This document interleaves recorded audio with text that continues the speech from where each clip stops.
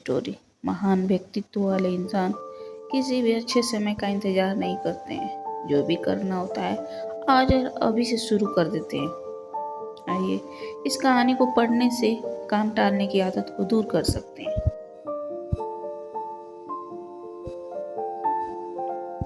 एक गांव में एक साधु रहता था जो भगवान पर बहुत विश्वास रखता था। एक बार वह साधु पेड़ के नीचे बैठा था और भगवान को याद कर रहा था तो अचानक वहां बाढ़ आ गई।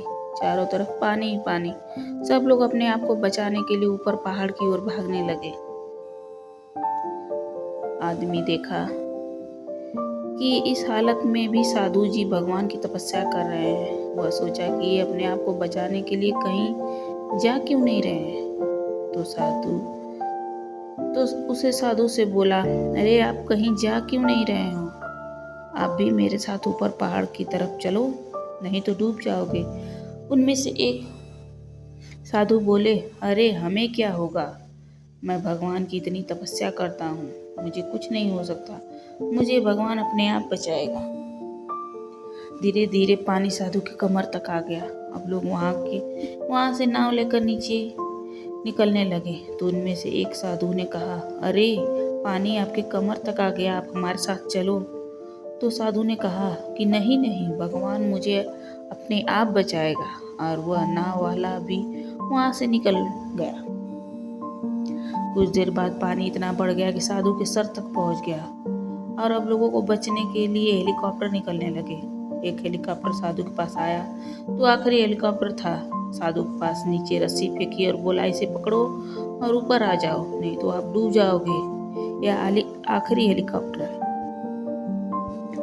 और उसके पास में कोई दूसरा रास्ता नहीं है बचने के लिए। साधु ने कहा, यह रस्सी वापस खींच लो और आप चले जाओ। मुझे भगवान के ऊपर पूरा भरोसा है, वो मुझे बचा लेगा।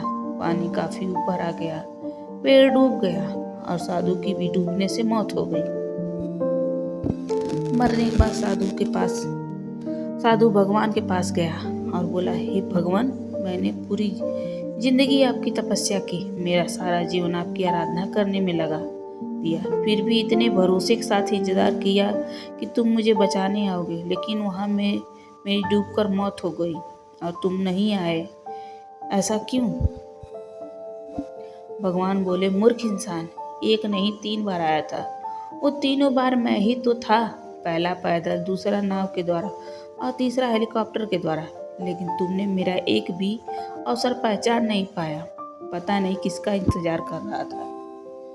इस तरह से जिंदगी में हमें ऊपर वाला बहुत से मौके देता है, लेकिन हम सब उसके मौके को ठुकरा कर पता नहीं किस चीज़ का इंतजार कर रहे होते हैं कि वो होगा तभी मैं करूँगा। इस बात पर अड़े रहने से एक वक्त के बाद जो मौका हाथ से निकल जाता है और हम कुछ भी नहीं कर पाते हैं। तो किसी भी अच्छे समय का इंतजार मत करो, जो भी करना है आज और अभी से शुरू कर दो।